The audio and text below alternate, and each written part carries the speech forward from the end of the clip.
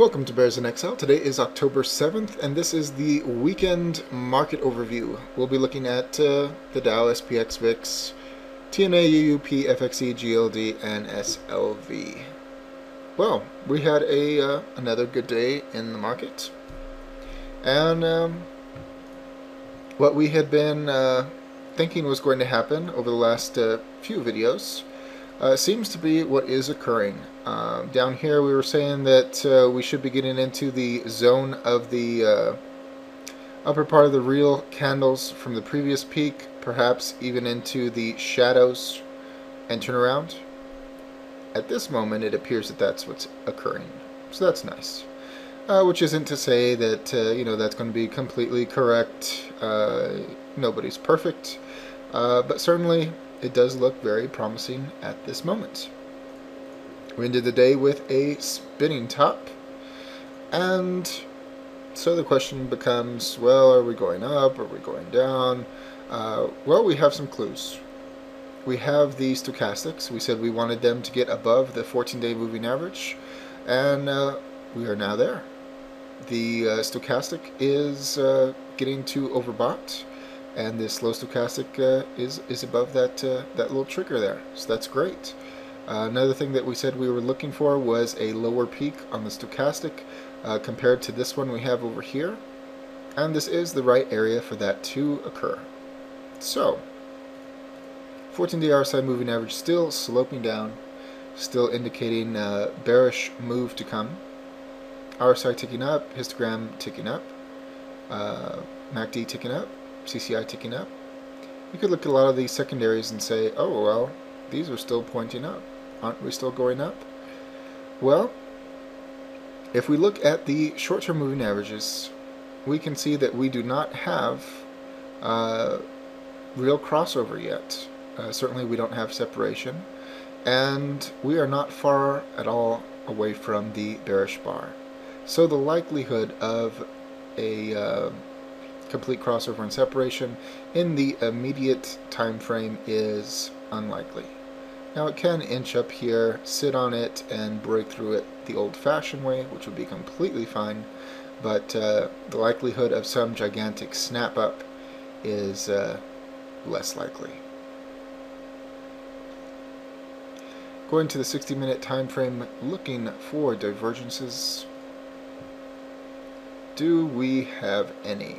In the fast stochastic, we certainly do. In the slow stochastic, we certainly do. In the CCI, we have a very minor one. In the RSI, we have a very, well, semi-minor one. In the MACD histogram, we certainly do. All these things pointing for a bearish move. Now, it doesn't have to be a giant one, but we are looking for a bearish move. Beyond that, the stochastic's very important. They are moving down. Yeah, we have a little bit of a blip at the end of the day. 14-day RSI moving average very high. Looking for a curl on that in the 60-minute time period. Once we do, we will have a bearish move of some fashion. Now, to what degree is that going to be? Well, we're going to have to look in other places to get further clues on that, because the Dow chart by itself is not telling us whether or not it will test the recent low or break it or fall short of it, what have you. So we will continue on our little quest here. SPX, really fat little spinning top. It is below the major price consensus level. It did tag it and back off from it today. We can see that what we're looking for is occurring. We have the fast stochastic getting into overbought. We have the slow stochastic finally getting above the 14-day RSI moving average, which we were looking for. And of course the 14-day RSI moving average sloping down. Everything else the same as the Dow, so no need to rehash that. But the important thing, we wanted those stochastics to get above the 14-day RSI moving average, and at that point turn around and join it. And we are getting there. And like we said on the last video, we were looking for a stall, and it certainly looks like we got that. And it's far too early for anyone to rejoice, bears or the bulls, because both do have arguments for them and against them, but this is great. This is great. The VIX inverse hammer. Notice we do not have complete crossover or separation prior to entering the bar. Yes, we are below the major price consensus level, and inverse hammer, weak reversal signal. But we have so much to work with on this. This is fantastic. So we have Guppy saying we should not have a strong breakthrough of the bar. We have the candle saying weak signal for a reversal. We have the fast stochastic and the slow stochastic finally below the 14-day moving average, which is still in an upward slant. And yeah, I think it did get a little bit of a sideways tick today, but nonetheless, until it were to curl, I'm not worried about the 14-day RSI. As far as I'm concerned, it is still marching up. And now we're going to have the stochastics in a position to flip around and join it. Very important. Downtick on the CCI, downtick on the RSI. Notice RSI is still above the 50. Downtick on the histogram, downtick on the MACD. And looking at the 60-minute for positive divergence. CCI, yes we do. Histogram, ha. Slow stochastic, yes we do. Fast stochastic, yes we do. RSI, yes we do. MACD, oh yes we do. So, VIX should be going up very shortly, and very important, MACD, I'm sorry, I keep saying MACD, what's with the MACD tonight? RSI 14-day moving average, look, it's down low, oversold, and it is no longer pointing down, it's now going sideways. We should be expecting a move up very shortly. Perhaps the stochastic will first need to come down and meet it, and then we'll have our powerful move up. But regardless, this is a very strong indication that we will have movement up on the VIX very, very shortly. And in doing so, we will have movement down on the Dow and SPX. Very, very, very important. UUP, the most important chart currently and for a good while now. We have essentially a super spinning top today, and the downtick target was met, which is why we look at them. And we were saying that yes, it was possible for it to go all the way down, do a bar retest, and check the major price consensus level. That seems to be shorting out. And like I was saying, there's always a case for the bulls and there's always a case for the bears, and every day is more information. So while we were saying that this was entirely possible, and you know it still is, the information now says that is more unlikely than it was a day ago, for sure. Now certainly we have the 14-day RSI moving average slanting down. That was our primary reason for thinking that that type of a move would be possible in the immediate future. And certainly I think that in the intermediate future that will be accomplished. Certainly we still have other signals that this needs to go down. The negative divergence in the histogram, and in the RSI, and in the slow stochastic, fast stochastic, CCI. Certainly there is an extremely strong case for this coming down, which will bring the markets up. However, it should also be noted that phone okay, I kind of broke my chain of thought, so sorry about that.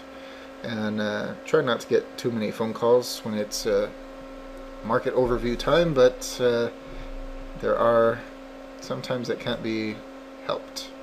So I believe we were talking about the case for the dollar to go down and the markets to go up, and certainly there is a strong case. The issue really becomes the other time frames, which is why I'm not entirely sure that it is going to do it at this exact moment. 180-minute time frame, we can see the stochastics heading up and getting an uptick on the 14-day RSI moving average, indicating a move up. 60-minute 14-day RSI moving average very low. It should climb before the daily goes on its descent. This is all about correlation of time periods or time frames. Stochastics climbing, getting high, and the 14-day needs to get to the top again. 30-minute stochastics got high, going down to meet the 14-day RSI moving average on its way to the top. And even the 15-minute 14-day is already on its way up, meeting up with the stochastics. So we have several time frames where the 14-day RSI moving average is out of position along with the stochastics, and they need to line up and converge so that the daily can do its damage. So that's why I believe there is a little bit of time, and we may have a little bit of upswing before we get this move. And I will not be surprised whatsoever for the 14-day RSI moving average to stay in overbought territory for a little while and wait for the stochastics to go back up and meet it before the true march down, which will end up at least testing the major price consensus level. And I do think that that will be at the end of this coming week, but that is a guess. That is just a guess, but it's my opinion. FXE, yeah, still looks ugly. Still have this nice little waterfall with Guppy. Met the uptick target. Red spinning top, fat one. And yes, just like UUP, nice inverse.